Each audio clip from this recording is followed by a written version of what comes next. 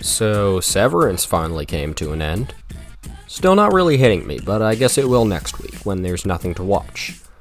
This series has been a true phenomenon for the past couple of months, and honestly, it doesn't look like it's going anywhere. There's been some truly unbelievable fan work being constructed, and the dedication to this show has only been on the uptick. However, though I am a huge fan of the series, I'm a little mixed on the series finale. It's not that I didn't like it, and I certainly hold no disdain for the season despite the fan base seeming to have turned on it ever since episode 8.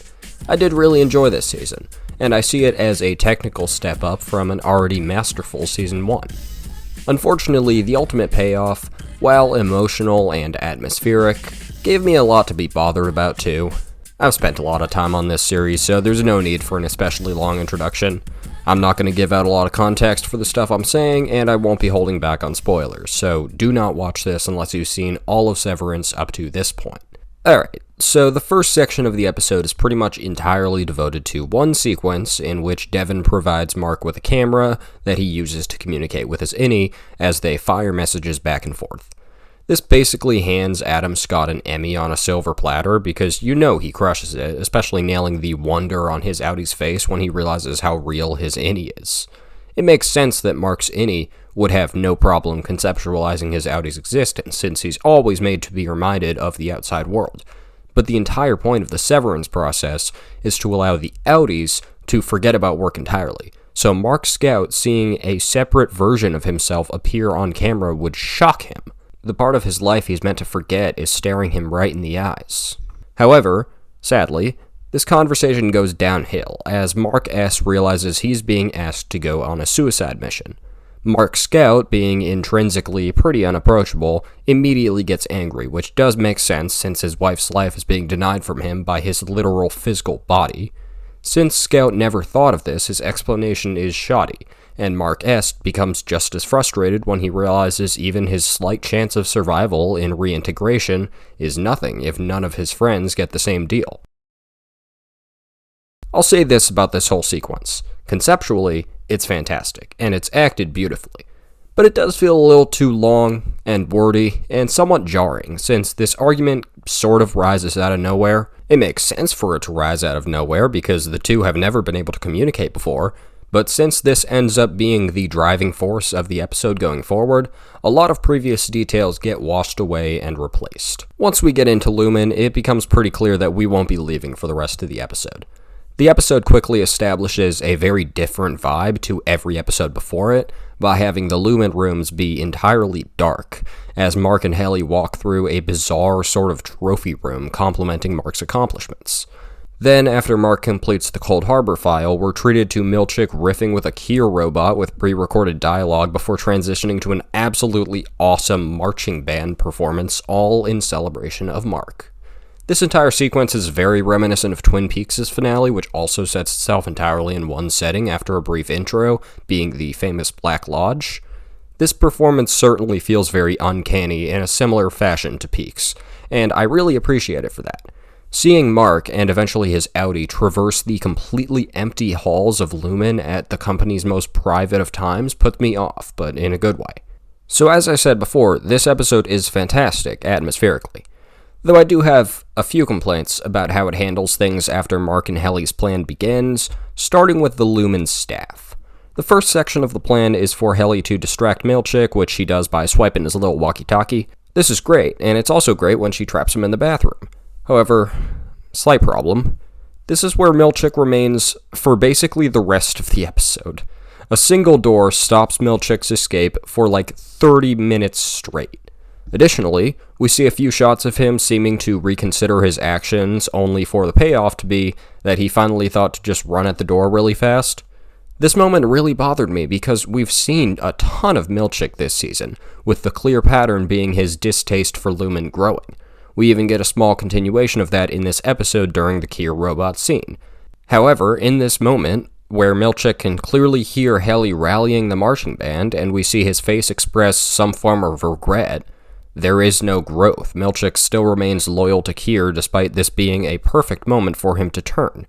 I expect that payoff for Milchick's arc will come in Season 3, but the fact that he was literally trapped in a room this whole episode and given no development despite being a central character of the season just got on my nerves.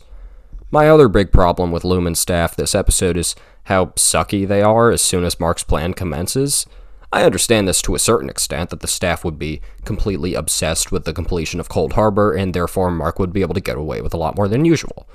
But by the time he's gotten to Gemma's room and is actively ruining the plans of the Kier goons on camera in front of them, it's hard for me to believe that they would have no precautions for this. Plus, though Drummond going to town on Mark is awesomely brutal and the return of Gwendolyn Christie's Lorne gives Mark a wonderful second chance, it seems hard for me to believe that Drummond would actually lead Mark to Gemma at gunpoint. Like, come on. A man that is so devoted that he would sacrifice animals, break into people's houses, and even kill for the cultish company of Kier gets spooked by a non-violent man with a cattle stunner? He doesn't even try to escape or send a message to anybody, he just gives up. Considering Lumen is so incredibly calculated all the time, Mark and Helly's plan is not foolproof enough that I believe it could work. On the other hand, the Innies' revolt is honestly great, though I still think it contains a lot of missed opportunities. Dylan's section of the story is really sweet. Some people seem to think that his Audie's decision to keep his Innie alive was out of nowhere, but I think it's completely in character. In the first place, Dylan George severed because of his own insecurities, and him being able to cut off the only part of him that he knows is successful and impressive would be strange. It's clear that his threat to Gretchen to end his Innie was just a spur-of-the-moment burst of emotion. This scene is great. However, Dylan in the rest of the episode is a little strange. Dylan just shows up at a random point to save Helly and continue to trap Milchick. Him and Helly exchange no words, he doesn't even know what the fuck is going on. To some extent, this is sweet, because it shows that Dylan unconditionally believes in the innocence of the MDR crew. But it's weird that Helly doesn't inform him of anything at all, even after his big save. Just a few quick words would have made this feel a lot less awkward.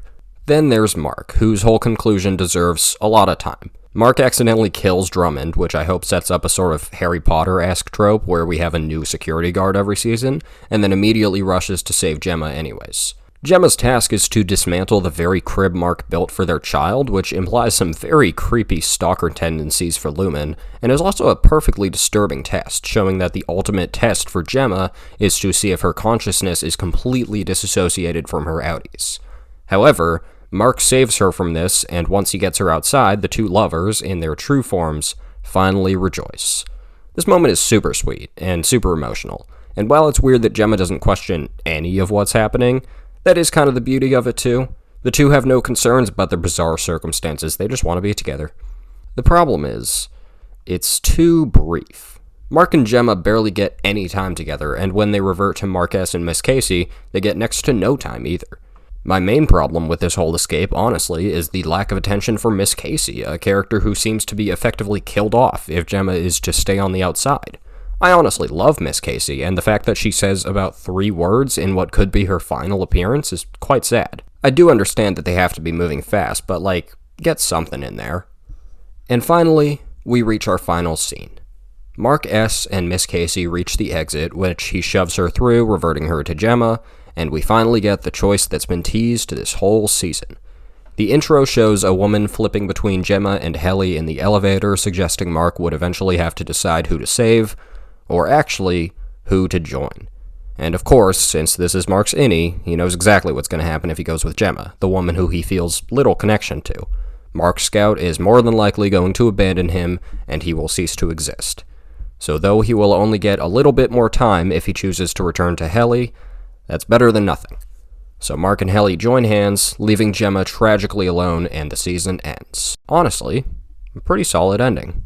My only issue with it is I have absolutely no clue how they're going to justify putting everything back to normal for Season 3 when Lumen should now have no connection to Mark S. at all with Cold Harbor being finished, but hey, that's not my problem. My problem is the score.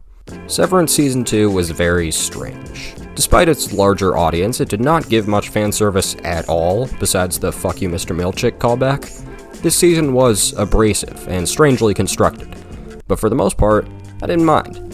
The characters of the show, while likable in Season 1, feel far more fleshed out now. Cobell, Dylan, Irving, Gemma, and more are far more impressively written in Season 2. Plus, Chikai Bardo, Episode 7 may just be the best of the entire series. Don't come at me, but I never really thought the Season 1 finale was the best one. I'm partial to Episode 4, the UUR, but Chikai Bardo topped that.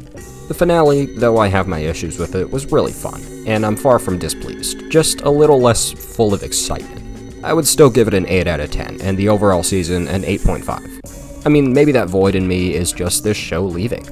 But hey, it's not over till it's over, and Season 3 is apparently not going to take as long as Season 2 did.